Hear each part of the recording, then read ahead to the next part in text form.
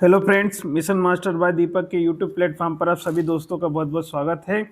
आज हम चैप्टर 4 जो कि महासागरों और महाद्वीपों का वितरण है यानी distribution of ocean and continents के बारे में जितने भी 25 में मोस्ट इम्पोर्टेंट क्वेश्चन होंगे इस वीडियो में कवर करने की कोशिश करेंगे साथियों।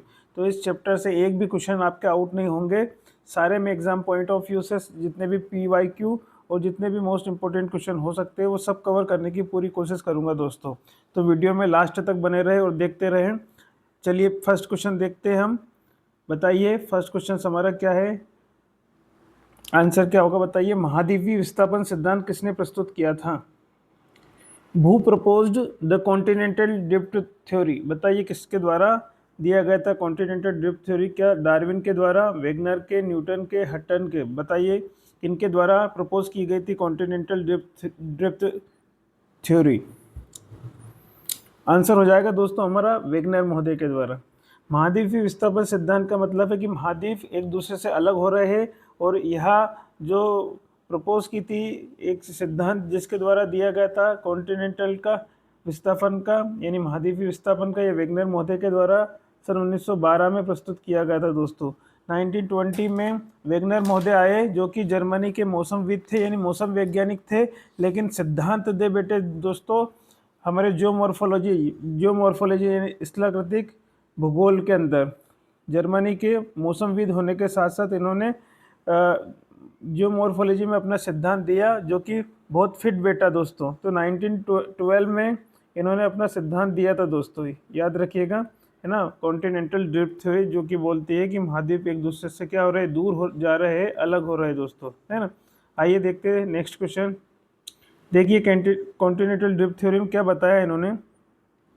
इनके द्वारा बताया गया कि सारे भी जितने भी आज के महाद्वीप है पहले ये एक दूसरे से आपस में जुड़े हुए थे दोस्तों, और बाद में इनका क्या हुआ, विस्थापन हुआ और आज के इस प्रकार से ये महाद्वीप बनने स्टार्ट हुए और इस प्रकार से महाद्वीप बनते गए। और ये जो पूरा जो था इनका विस्थापन लगभग आज से 20 करोड़ वर्ष पहले इन कॉन्टिनेंटल का अलग होना बताया गया उन्होंने। नेक्स्ट क्वेश्चन देखिए दोस्तों, क्वेश्चन नंबर 2।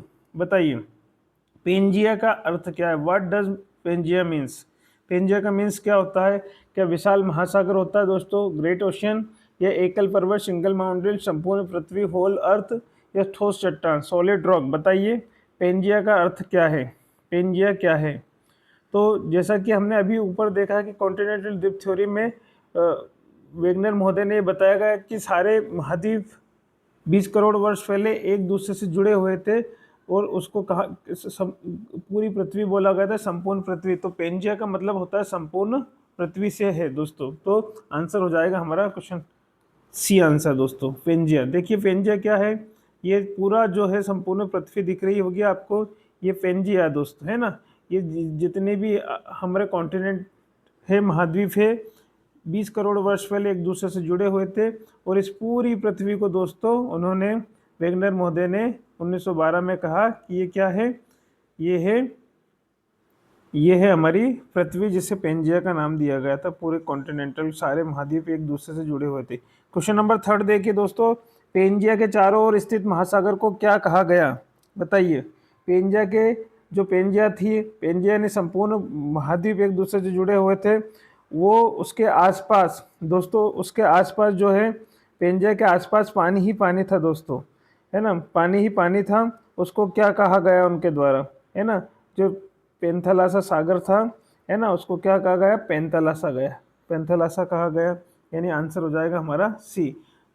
पेंजिया के चारों ओर जो महासागर था उसको उन्होंने पेंथलासा नाम दिया था, जिसका अर्थ है जल ही जल, मतलब पेंथलासा मतलब जल ही जल। देख सकते हैं आप, है ना। जैसे ये मान लीजिए ये पेंजिया है, पूरे महाद्वीप एक दूसरे से जुड़े हुए हैं, है ना। तो इसके आसपास जितने भी पानी का ये ब्लू शेप दिखाई दे रहा है, इसको उन्होंने पेंथलासा कहा गया था दोस्तों, यानी जल ही जल, जिसका अर्थ होता है पेंथलासा का।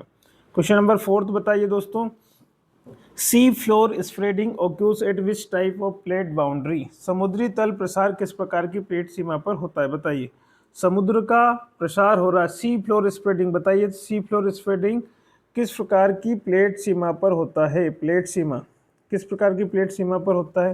3 प्रकार की प्लेट सीमा होती है, प्लेट बाउंड्री, अपसारी, अभिसारी और रूपांतरण, है ना। कन्वर्जन, डाइवर्जन, ट्रांसफॉर्म, ये कोलिजन बाउंड्री, तो संघर्ष सीमा तो हो नहीं सकता दोस्तों, तो बाउंड्री 3 ही बनती है।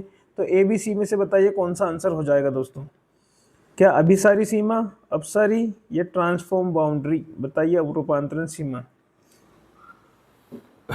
तो समुद्र का जो तल का प्रसार हो रहा है ना दोस्तों, समुद्र का तल का प्रसार हो रहा है, यह डाइवर्जेंट बाउंड्री पर होता है दोस्तों, तो आंसर हो जाएगा बी हमारा। समुद्री तल प्रसार जो सिद्धांत है दोस्तों, सी फ्लोर स्प्रेडिंग थ्योरी जो है वो किसके द्वारा दी गई थी बताइए, और कब दी गई थी?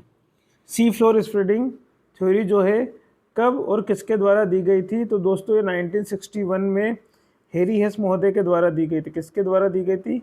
हैरी हेस महोदय के द्वारा दी गई थी दोस्तों 1961 में। याद रखिएगा, सी फ्लोर स्प्रेडिंग, जिसमें उन्होंने बताया कि समुद्र का जो तल है उसका क्या हो रहा है? प्रसार हो रहा है, फैल रहा है। जैसे इस डायग्राम में आप देख रहे हैं, आपके लिए दो डायग्राम में लेकर आया हूँ जिसमें आपको पता चलेगा।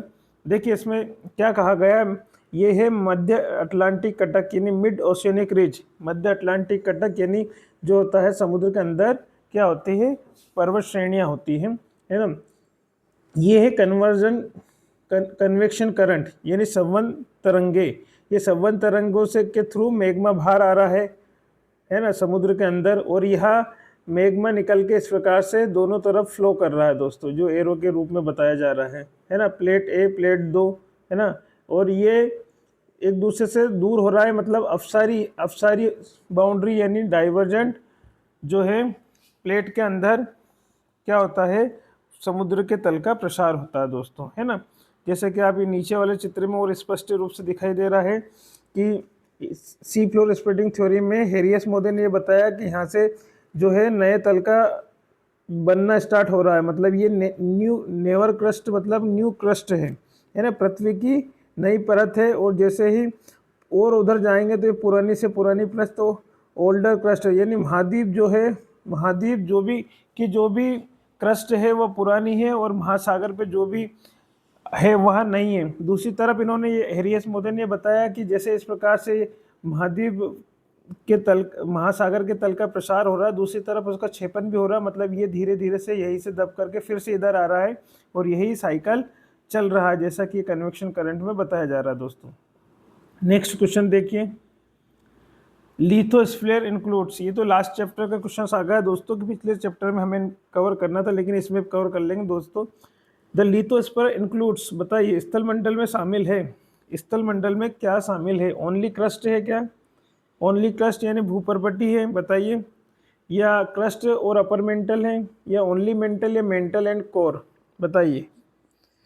तो स्थल मंडल जो होता है दोस्तों, स्थल मंडल जो होता है, हमें मालूम है कि लिथोस्फीयर जो होता है, जो लिथोस्फीयर होता है वह जो होता है दोस्तों, वह जो होता है पृथ्वी की क्रस्ट से 200 किलोमीटर तक के अंदर तक का पार्ट होता है दोस्तों, और 200 किलोमीटर के अंदर के पार्ट में हमारा क्रस्ट भी आ जाता है और मेंटल भी आ जाता है दोस्तों। तो इसमें आ जाएगा अपर मेंटल और क्रस्ट, स्थल मंडल दोनों आ जाएगा स्थल मंडल में साथियों। जैसे कि इस चित्र में देखिए आप, यहाँ पे आपको साफ दिखाई दे रहा होगा स्थल मंडल, ये स्थल मंडल का सर्वाधिक ठोस मेंटल, ये जिसमें लिख रहेगा भूपर्पटी तथा ऊपरी मेंटल। स्थल मंडल में क्या शामिल है दोस्तों? भूपर्पटी और मेंटल, यानी अपर क्रस्ट और अपर मेंटल दोस्तों, ये है ना। और ये नीचे क्या है? स्टेनोस्फीयर है, दुर्बलता मंडल है, जिसकी गहराई 400 किलोमीटर तक होती है, जहाँ से लावा का उद्गम स्थल होता है। स्टेनोस्फीयर यानी दुर्बलता मंडल, और 100 किलोमीटर तक की या 200 किलोमीटर तक की गहराई पर हमारी क्रस्ट पाई जाती है दोस्तों। इसके बारे में हमने पिछले चैप्टर में कवर कर लिया है। क्वेश्चन नंबर 6 पर आते हैं दोस्तों। The Himalaya mountain system is form due to collision between, Himalaya पर्वत प्रणाली का निर्माण किसके टकराव से हुआ? बताइए, हिमालय पर्वत किन किन प्लेटों के बीच में टकराव हुआ था तो उसका फॉर्मेशन हुआ है दोस्तों? क्या इंडियन प्लेट के, इंडियन और African plate, Indian Eurasian plate, Pacific Eurasian, या अरेबियन अफ्रीकन? बताइए, हिमालय पर्वत का निर्माण किसके टकराव से हुआ था? किन दो प्लेटों के बीच में टकराव हुआ था दोस्तों, कोलिजन हुआ था? तो हमारा हिमालय पर्वत बना था दोस्तों, हिमालय पर्वत प्रणाली। तो इंडियन और अफ्रीकन दोस्तों ये तो हो ही नहीं सकता, इंडियन और अफ्रीकन।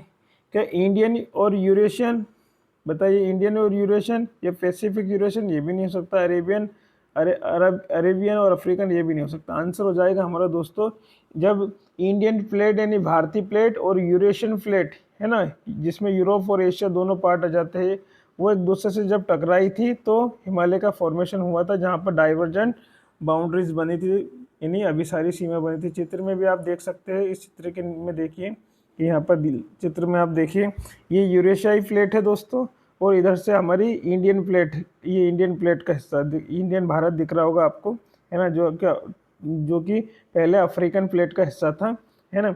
तो ये भारत यानी इंडियन और यूरेशियन प्लेट जब एक दूसरे से टकराई तो ये हमारे हिमालय का फॉर्मेशन हुआ था दोस्तों बीच में। और यह टक्कर भी पूछा जाता है, इसलिए यहाँ पे लिख रखा है दोस्तों साफ साफ, 4 से 5 करोड़ वर्ष पूर्व, है ना, यूरेशियाई प्लेट और इंडियन प्लेट के टकराने से हिमालय का फॉर्मेशन हुआ, यानी हिमालय पर्वत का निर्माण हुआ दोस्तों। क्वेश्चन नंबर 7, बताइए, mid Atlantic ridge is an example of, बताइए, मिड अटलांटिक जो कटक है वह किसका उदाहरण है दोस्तों? क्या कन्वर्जन बाउंड्री का, डाइवर्जन बाउंड्री का, ट्रांसफॉर्म बाउंड्री का, सबडक्शन जोन का? बताइए, मिड अटलांटिक कटक क्या है? मिड अटलांटिक कटक किसका उदाहरण है? तो दोस्तों कन्वर्जन बाउंड्री यानी अब अभिसारी सीमा क्या होती है?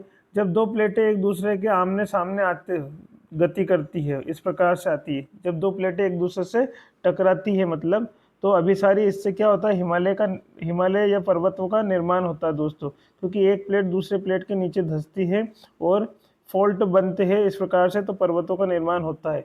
तो मिड अटलांटिक रीज क्या इसका एग्जाम्पल है, या फिर डाइवर्जेंट का है, ट्रांसफॉर्म बाउंड्री का है, या सबडक्शन अवतलन क्षेत्र का है? मिड अटलांटिक कटक, बताइए दोस्तों, मिड अटलांटिक कटक जो है किसका उदाहरण है दोस्तों? तो दोस्तों इसका आंसर हो जाएगा हमारा अभिसारी सीमा, यानी मिड अटलांटिक कटक। मध्य अटलांटिक कटक जो है वह अभिसारी सीमा नहीं, सॉरी, अपसारी सीमा का एग्जाम्पल है दोस्तों। मध्य अटलांटिक कटक जो है वह अपसारी सीमा का एग्जाम्पल है।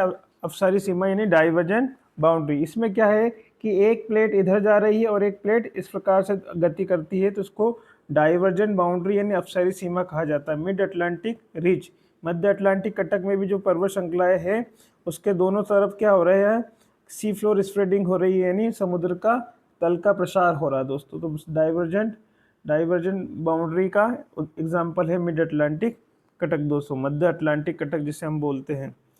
अगला देखिए, रूपांतरण सीमा क्या होती है? रूपांतरण सीमा में एक प्लेट इधर गति है तो दूसरी प्लेट भी उसी डायरेक्शन में करती है, या फिर एक प्लेट इस प्रकार से मूवमेंट करती है, दूसरी प्लेट भी इसी प्रकार से मूवमेंट करती है। ये है ट्रांसफॉर्म बाउंड्री, जिसमें ना तो किसी भी प्रकार के नई प्रॉपर्टी यानी क्रस्ट का निर्माण नहीं होता है, लेकिन डाइवर्जेंट अपसारी में होता है, और अभिसारी में क्या होता है, पर्वतों का निर्माण होता है दोस्तों कन्वर्जेंट में।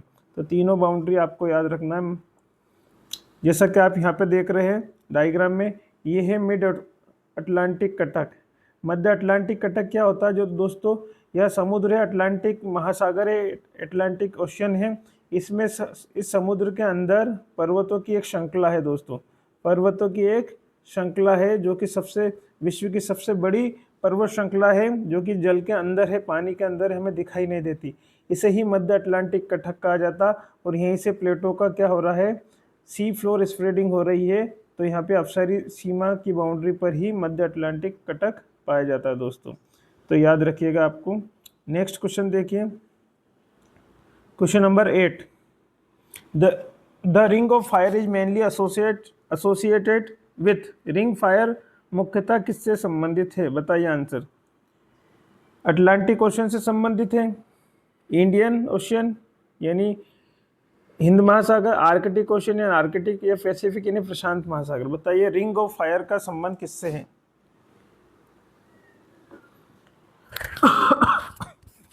रिंग ऑफ फायर दोस्तों है ना, यह ज्वालामुखी की पट्टी होती है जो कि किस में पाई जाती है, प्रशांत महासागर में पाई जाती है, पैसिफिक ओशियन में पाई जाती है। रिंग ऑफ फायर, ज्वालामुखी की एक पट्टी, जैसा कि डायग्राम में दिख रहा है आपको, यह है रिंग ऑफ फायर। यहाँ की जो कि ओ आकार का हमारे ये प्रशांत महासागर है ना, पैसिफिक ओशियन है। इस पे इसकी बाउंड्रीज पर ये जो डॉट डॉट दिखाई दे रहे हैं आपको, जितने भी डॉट्स है ना, इस प्रकार से ये ज्वालामुखी है। इस ज्वालामुखी की जहाँ से ज्वालामुखी निकलता है ना, तो इसे ही रिंग ऑफ फायर कहा गया है दोस्तों, है ना। तो ये है हमारा पैसिफिक ओशियन में ring of fire. Next question देखिए, question number 9। The main driving force behind plate movement is, प्लेटों की गति के पीछे मुख्य प्रेरक शक्ति क्या। बहुत अच्छा क्वेश्चन है दोस्तों, है ना। बताइए, टाइडल फोर्स है, अर्थ रोटेशन है, मेंटल कन्वेक्शन करंट है, या सोलर रेडिएशन है। बताइए दोस्तों, प्लेटों की गति के पीछे मुख्य प्रेरक शक्ति क्या है, प्लेट किसके कारण मूवमेंट करती है दोस्तों, ये हमें बताना है। तो टाइडल फोर्स नहीं है, अर्थ रोटेशन भी नहीं है। ये दोनों बल जो है, ज्वारीय बल यानी और पृथ्वी का घूर्णन, ये दोनों ही अल्फ्रेड वेगनर ने अपने जो 1912 में अपने सिद्धांत कॉन्टिनेंटल ड्रिफ्ट थ्योरी में बताया था कि महाद्वीप इनके कारण क्या कर रहे हैं, एक दूसरे से दूर जा रहे हैं। और साथ ही उन्होंने सूर्य और चंद्रमा का ग्रेविटेशनल फोर्स की भी बात की थी, लेकिन वैज्ञानिकों ने इसे ऑथेंटिक नहीं माना। और बाद में 1930 में दोस्तों 1930 में आर्थर होम्स आए और उन्होंने बोला कि जो हमारा मेंटल है ना, ये मध्य परत है पृथ्वी की, उसमें संवन धाराएं बह रही है, कन्वेक्शन करंट बह रही, जो कि अभी हमने ऊपर वाले डायग्राम में भी देखा था। तो कन्वेक्शन करंट के कारण क्या हो रहा है, प्लेटों की गति में, प्लेटों के बीच में क्या हो रही, गति हो रही है। प्लेट मतलब एक महाद्वीप का पार्ट है। मतलब पहले उन्होंने वेगनर महोदय ने बताया था कि ये महाद्वीप है, लेकिन बाद में जब मैकेंजी फार्कर मॉर्गन ने प्लेट टेक्टोनिक थ्योरी दी गई 1967 में, तो उन्होंने इसे प्लेट बताया। वेगनर महोदय ने जिसे महाद्वीप बोला था, उनको उन्होंने बोला कि ये प्लेट है, और इस प्लेट की में गति हो रही है दोस्तों, है ना। और ये किसके कारण हो रही है, मेंटल कन्वेक्शन करंट के कारण, संबंध धाराओं के कारण। तो ये जो हमारा मेंटल पार्ट है दोस्तों, ये मेंटल है। इसमें जो कि स्टेनोस्फीयर है, यानी ये क्या है, द्रवित अवस्था में है। इसके ऊपर जो है ये जो प्लेट है हमारी, ये प्लेट क्या हो रही है, तैर रही है नहीं। यानी मेंटल यानी एडवर्ड शेस के अनुसार ये सीमा है दोस्तों, सीमा। एडवर्ड शेस ने सियाल सीमा नीफे में बताया था कि अपर क्रस्ट जो है सियाल है, ये सीमा है, और ये नीफे है क्रोड। तो सीमा के ऊपर हमारा क्या हो रहा है, मेंटल के ऊपर हमारी सारी प्लेटें संचलन कर रही है, मूवमेंट कर रही है। नेक्स्ट क्वेश्चन देखिए, क्वेश्चन नंबर 10। बताइए, which of the following is a transform boundary. Transform boundary के बारे में, यानी रूपांतरण सीमा के बारे में हमने अभी बात करी थी कि जब दो प्लेटें एक ही दिशा में गति करती, जैसे इस प्रकार से या इस प्रकार से गति करती है, तो इसको ट्रांसफॉर्म बाउंड्री कहा जाता है दोस्तों। रूपांतरण सीमा कहा जाता है जिसमें ना तो किसी भी प्रकार की भूपरिपट्टी का निर्माण नहीं होता, किसी भी प्रकार की भूपरिपट्टी नहीं बनती। तो बताइए, रूपांतरण सीमा किन के बीच में हो रही है, एंडीज माउंटेन, या हिमालय, या सेंट एंड्रीज फॉल्ट, या mid Atlantic ridge. Mid Atlantic ridge के बारे में तुमने पता कर लिया अभी कि जहाँ पर मिड अटलांटिक रिज में तो क्या हो रहा है, अपसरी सीमा है, डाइवर्जेंट जो है, डाइवर्जेंट बाउंड्रीज है वहाँ पर। हिमालय में हमने पढ़ा कि कन्वर्जेंट है, दो प्लेटें एक दूसरे की तरफ आकर्षित आमने सामने आ रही है अपोजिट डायरेक्शन में, तो हिमालय का निर्माण हो रहा है।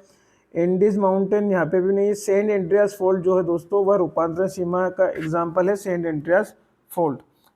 आप देख सकते हैं सेंट एंड्रियास फोल्ट क्या है, प्रशांत प्लेट और उत्तरी अमेरिकी प्लेट जो है उसके बीच स्थित है। यहाँ पर डायग्राम में आप देखिए सेंट एंड्रियास फोल्ट दिखाई दे रहा है आपको, ये है उत्तर अमेरिकी प्लेट, और ये है हमारा प्रशांत महासागर। और यहाँ पर ही ये सेंट एंड्रियास फोल्ट लिखा हुआ है, जहाँ पर या तो प्लेट दोनों इस प्रकार से मूवमेंट करेगी या फिर इस प्रकार से मूवमेंट करेगी। तो ये रूपांतरण सीमा है दोस्तों, है ना।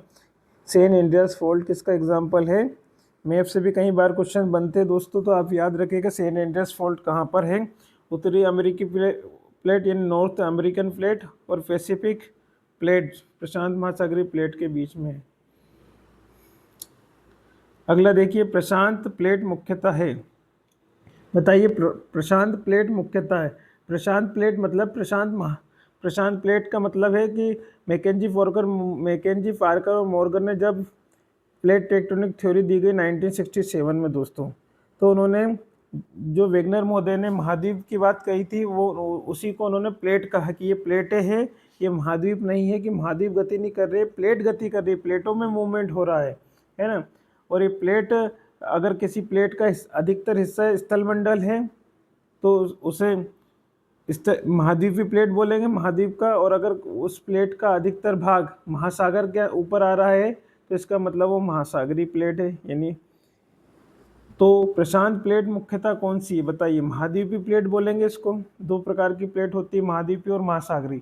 तो महाद्वीपीय महासागरीय मिश्रित है, सूक्ष्म प्लेट है। तो दोस्तों प्रशांत, जैसा कि नाम से है कि प्रशांत महासागर है, और प्रशांत महासागर विश्व का सबसे बड़ा महासागर है ना। तो प्रशांत प्लेट कौन सी है? ओशियनिक प्लेट है दोस्तों, महासागरीय प्लेट है। इसमें भी आपको दिखाई दे रही होगी, ये है प्रशांत महासागर और ये प्रशांत महासागरीय प्लेट दिखाई दे रही है आपको, जो कि मुख्यतः बड़ी प्लेट मानी जाती है। क्वेश्चन नंबर 12 बताइए, according to plate tectonic theory, plate विवर्तनिकी सिद्धांत के अनुसार पृथ्वी का स्थलमंडल कितनी प्रमुख प्लेटों से मिलकर बना है? बहुत इंपॉर्टेंट क्वेश्चन है दोस्तों, कि जैसे मैकेंजी फार्कर मॉर्गन ने बताया 1967 में कि कितनी प्लेट होती है मुख्यतः, ये उन्होंने बताया था कि मुख्यतः कितनी प्लेट होती है, कितनी प्लेटों में विभाजित किया गया स्थलमंडल की कितनी प्लेटें हैं? 7 प्लेटें पाई जाती है प्रमुख रूप से। मुख्य प्लेटें कहा गया है दोस्तों इनको, मुख्य प्लेट यानी मेन। और गौण प्लेटें मतलब छोटी प्लेटें भी पाई जाती है, जिनसे संबंधित भी कई बार प्रश्न बने हैं। तो मुख्य प्लेटें होती है दोस्तों 7। आइए डायग्राम में देख लेते थोड़ा सा। इस डायग्राम में आपको दिखाई दे रहा होगा कि सबसे पहली प्लेट जो है वो है अंटार्कटिक प्लेट दोस्त। कौन सी है? Antarctic plate. दूसरी है नॉर्थ अमेरिकन प्लेट यानी उत्तर अमेरिकी प्लेट। तीसरी प्लेट है दक्षिण अमेरिकी प्लेट। चौथी प्लेट है हमारी प्रशांत महासागरीय प्लेट, जो कि एकमात्र महासागरीय प्लेट है दोस्तों। और सभी महाद्वीपीय, देखिए सभी महाद्वीपीय प्लेट है, लेकिन प्रशांत प्लेट जो है वो महासागर में स्थित है, उसका अधिकांश भाग। 5th नंबर की प्लेट है हमारी इंडो ऑस्ट्रेलियन प्लेट, और 6th नंबर की है हमारी अफ्रीकन प्लेट, और 7th नंबर की यूरेशियाई प्लेट, यूरोप और एशिया जिसमें आ रहा है। तो इस प्रकार से दोस्तों ये 7 प्लेटें हैं। इन 7 प्लेटों से मिलकर हमारा मैप दिखाई दे रहा है ना। और इसके बीच में आपको छोटी प्लेटें भी ध्यान रखना दो, जिससे क्वेश्चन बनते हैं। जैसे सेंट एंड्रियास फोल्ड तो हमने देख लिया। एक होती है दोस्तों कोकोस प्लेट, दिखाई दे रहा है आपको। कोकोस प्लेट जो है कैरेबियाई द्वीप समूह और प्रशांत महासागरीय प्लेट के बीच में स्थित होता है। इसके उत्तर की ओर जो है कोकोस प्लेट के इधर उत्तर अमेरिका पाया जाता है। दूसरी होती है नजका प्लेट, जहाँ से क्वेश्चन बने हैं कई बार एग्जाम में। तो नजका प्लेट जो होती है दोस्तों, कोकोस हो गई, कोकोस के बाद में ये नजका प्लेट दिखाई दे रही है आपको, नजका प्लेट। इसके नजका प्लेट में दोस्तों इधर होगा हमारा दक्षिण अमेरिकी प्लेट, इधर है हमारा दक्षिण अमेरिकी प्लेट, और इधर है हमारी प्रशांत महासागरीय प्लेट। तो इसमें कन्फ्यूजन नहीं होना है दोस्तों, क्योंकि इससे क्वेश्चन कई बार बने हैं हमारे, है ना। तो इस प्रकार से इसके आंसर होना चाहिए हमारे पास में। नजका प्लेट ये छोटी प्लेट है दोस्तों, इनको याद रखिएगा। कुछ प्लेटों के नाम आते हैं, मुख्य प्लेट और गौण प्लेट, तो आप में याद रखें। नजका प्लेट जो है वह छोटी प्लेट है, कोकोस प्लेट है, उसके बाद में उसके अरेबियन प्लेट है दोस्तों, है ना। ये और कैरोलिन प्लेट है, फिलीपींस प्लेट है, ये छोटी प्लेट है, लघु प्लेट है जिन्हें बोला गया है स्मॉल प्लेट, है ना। और बाकी 7 मुख्य प्लेट होती है। इन 7 प्लेटों को आपको याद रखना है। इन 7 प्लेटों से क्वेश्चन बने भी है दोस्तों। आगे देखिए नेक्स्ट क्वेश्चन नंबर 13, बताइए इसका आंसर क्या होगा। पेंजिया के उत्तरी भाग को क्या कहा गया? वेगनर महोदय ने बताया कि पेंजिया का विभाजन हुआ है, मतलब जो महाद्वीप है वो महाद्वीप एक दूसरे से अलग हो रहे। तो कुछ महाद्वीप उत्तर की ओर चले गए और कुछ महाद्वीप क्या हो गए, दक्षिण दिशा की ओर बढ़े। तो इन महाद्वीपों को उत्तर और दक्षिणी के रूप में 2 नाम दिए गए, और इनमें भी फिर बाद में विभाजन स्टार्ट हुआ। तो पेंजिया के उत्तरी भाग में जो गए नॉर्थ की साइड पे, नॉर्थ साइड में, उनको क्या कहा गया? क्या गोंडवाना कहा गया, लोरेशिया कहा गया, एशिया कहा गया, यूरोप कहा गया? बताइए आंसर क्या होगा। पेंजिया के उत्तरी भाग को दोस्तों, पेंजिया का जो उत्तरी भाग था उसको क्या कहा गया? लोरेशिया कहा गया। लोरेशिया कहा गया। जो उत्तर की तरफ महाद्वीप गए थे उनको लोरेशिया का नाम दिया गया। नेक्स्ट क्वेश्चन देखिए, क्वेश्चन नंबर 14। गोंडवाना लैंड किस भाग में स्थित है? उत्तरी भाग में, पूर्वी भाग में, पश्चिमी भाग में, दक्षिणी भाग में? तो गोंडवाना लैंड जो है दोस्तों वह किस भाग में स्थित है? दक्षिणी भाग में, सदर्न पार्ट में स्थित है ना। गोंडवाना लैंड किस भाग में स्थित है?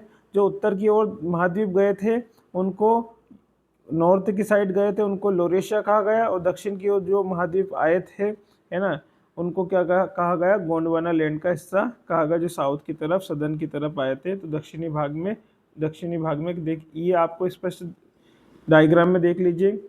जैसे ये हमारा लोरेशिया जो उत्तर की तरफ गया, पेंजिया का विभाजन हुआ तो लोरेशिया और गोंडवाना लैंड इसमें बताया। लोरेशिया है उत्तर की तरफ, और दक्षिण की तरफ, साउथ की तरफ क्या है हमारा? गोंडवाना लैंड है, दिखाई दे रहा है आपको। फिर इनके लोरेशिया और गोंडवाना लैंड में भी विभाजन स्टार्ट हुआ दोस्तों। तो लोरेशिया से जो है, लोरेशिया का जब प्लेटें अलग हुई तो इसमें नॉर्थ अमेरिका आया और यूरेशिया आया, यानी यूरोप और एशिया। ये आपको दिख रहा है, नॉर्थ अमेरिका और यूरेशिया। यूरेशिया का मतलब है यूरोप और एशिया को संयुक्त रूप से यूरेशिया कहा जाता है।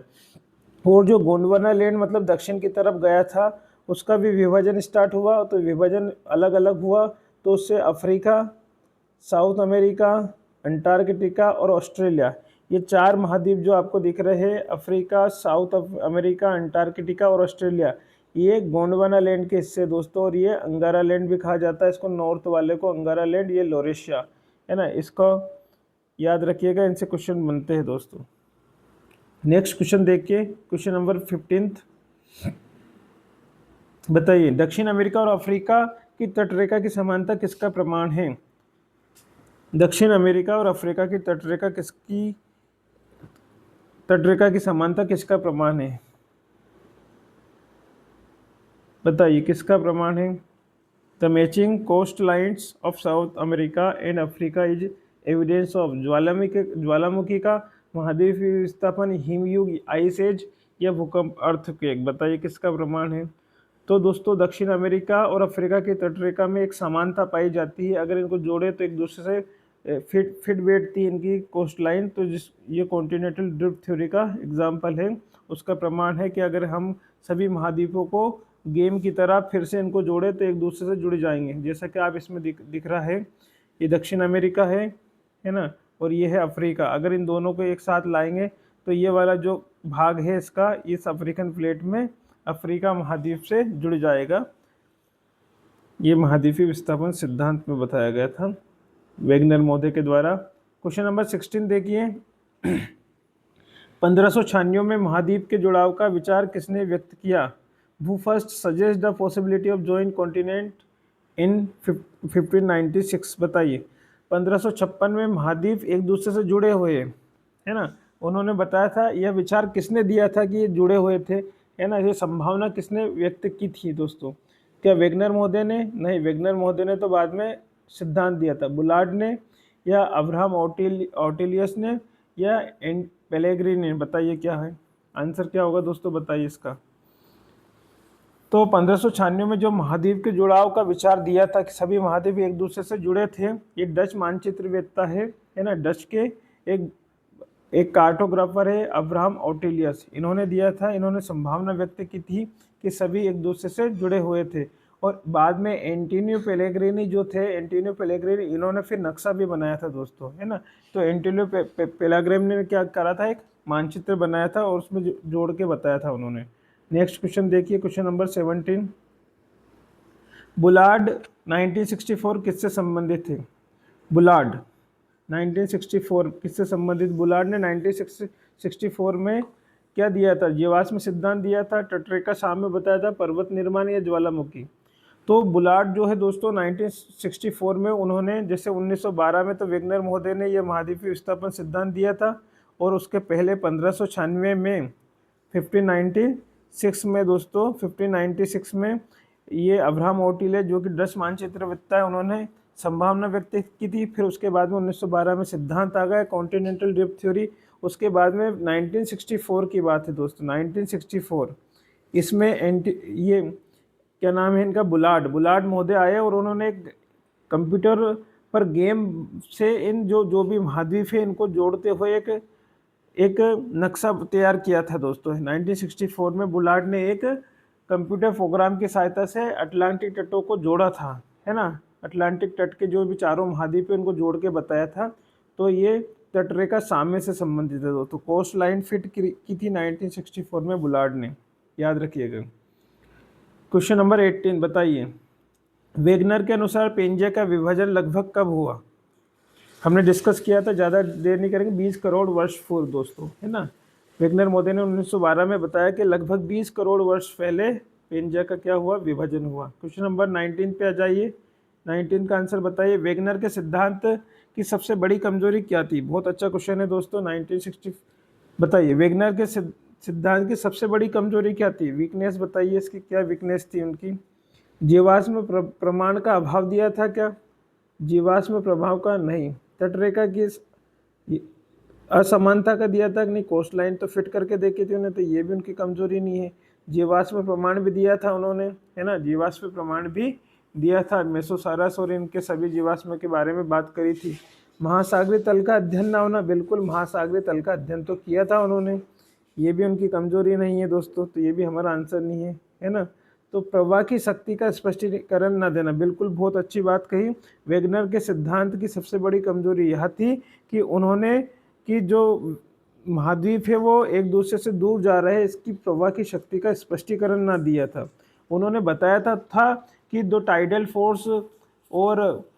फोर्स के बारे में बात की थी और पोलर फ्लीइंग फोर्स यानी ध्रुवीय फ्लीइंग फोर्स की बात करी थी कि इन दो बलों के कारण ये महाद्वीप गति कर रहे हैं, लेकिन इसको वैज्ञानिकों ने ऑथेंटिक नहीं माना था दोस्तों, है ना। बाद में 1930 में जो आर्थर होम्स ने संवहन तरंग सिद्धांत दिया था उसको ऑथेंटिक माना गया है। तो इसमें जाके प्रवाह की शक्ति का स्पष्टीकरण नहीं दे पाए थे वेगनर महोदय, ये उनके सिद्धांत की सबसे बड़ी कमजोरी थी दोस्तों। नेक्स्ट क्वेश्चन देखिए, क्वेश्चन नंबर 20,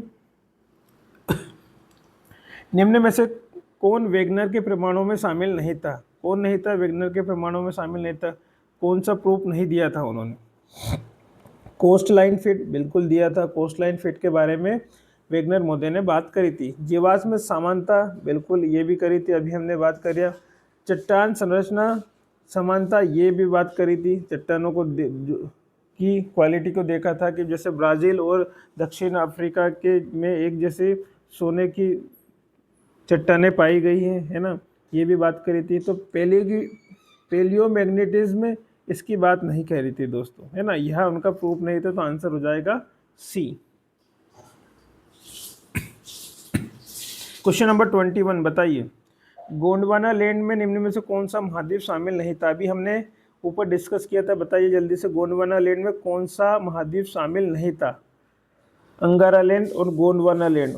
नदर्न पार्ट को क्या बोला था दोस्तों, लोरेशिया को उन्होंने क्या बोला था, अंगारा लैंड भी कहा जाता है। सदर्न पार्ट को बोला था उन्होंने, सदर्न पार्ट का जो जितने भी महाद्वीप आए थे, कॉन्टिनेंट आए थे, उनको गोंडवाना लैंड कहा। तो गोंडवाना लैंड में कौन सा महाद्वीप शामिल नहीं था, भारत था। भारत गोंडवाना लैंड का भाग था, पहले अफ्रीका का भाग था, तो अफ्रीका भी था, ऑस्ट्रेलिया भी था, लेकिन नॉर्थ अमेरिका की बात हो रही है दोस्तों, उत्तर अमेरिका, जो कि लोरेशिया का पार्ट है। किसका पार्ट है, लोरेशिया का पार्ट है। तो ये हमारा आंसर हो जाएगा इस क्वेश्चन का डी, उत्तर अमेरिका जो कि लोरेशिया का पार्ट है, जिसे अंगारा लैंड भी कहा जाता है। क्वेश्चन नंबर 22 आंसर बताइए, तटरेखा की संगति का वैज्ञानिक पुनर्निर्माण किसने 1964 में दिया था। अभी किया इस क्वेश्चन को, तो बताइए फटाफट।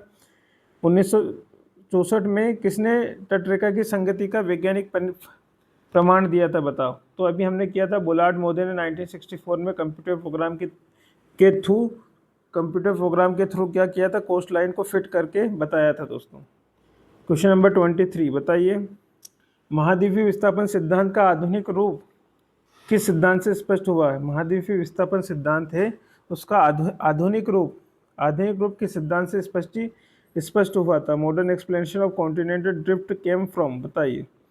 ज्वालामुखी सिद्धांत यानी वोल्केनिक थ्योरी से, प्लेट विवर्तनिक सिद्धांत से, इरोजन थ्योरी यानी अपवर्तन सिद्धांत, या ग्रेविटी थ्योरी यानी गुरुत्व सिद्धांत से? बताइए आंसर क्या होगा। महाद्वीपीय विस्थापन सिद्धांत का आधुनिक रूप जो हुआ है दोस्तों, बाद में महाद्वीपीय विस्थापन सिद्धांत को जो प्रूफ नहीं कर पाए थे, है ना, महादीप वेगनर महोदय, तो 1967 में मैकेंजी, पार्कर, मॉर्गन आए और उन्होंने प्लेट टेक्टोनिक थ्योरी दी और उसमें उन्होंने पूरा प्रूफ बताया प्रमाणित करके, है ना। तो प्लेट विवर्तनी के सिद्धांत आधुनिक रूप से इस सिद्धांत का पूरा एक्सप्लेनेशन है। Question number 24, second last question of this lectures. Laurasia में कौन से भूभाग शामिल है? लोरेशिया कंसिस्टेड ऑफ, बताइए लोरेशिया जो कि कौन सा भाग है?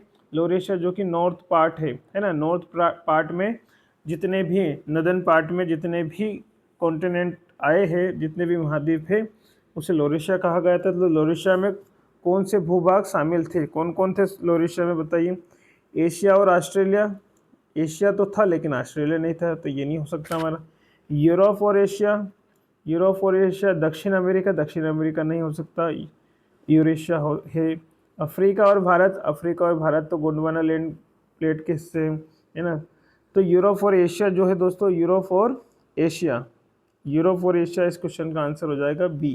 क्वेश्चन नंबर बी हमारे इसका आंसर हो जाएगा। लोरेशिया में ये यूरोप और एशिया दोनों शामिल थे और नॉर्थ अमेरिका भी शामिल था। नेक्स्ट क्वेश्चन देखिए, last question of this lectures. Wegener के अनुसार महाद्वीप किस पर तैरते हैं? अभी हमने इस पर भी बात चर्चा करी थी दोस्तों कि एक हमारी इस प्रकार से क्रस्ट, मेंटल और कोर की संरचना, क्रस्ट, मेंटल और कोर, और ये जो क्रस्ट है भूपर्पटी है किसके ऊपर? मेंटल के ऊपर तैर रही है।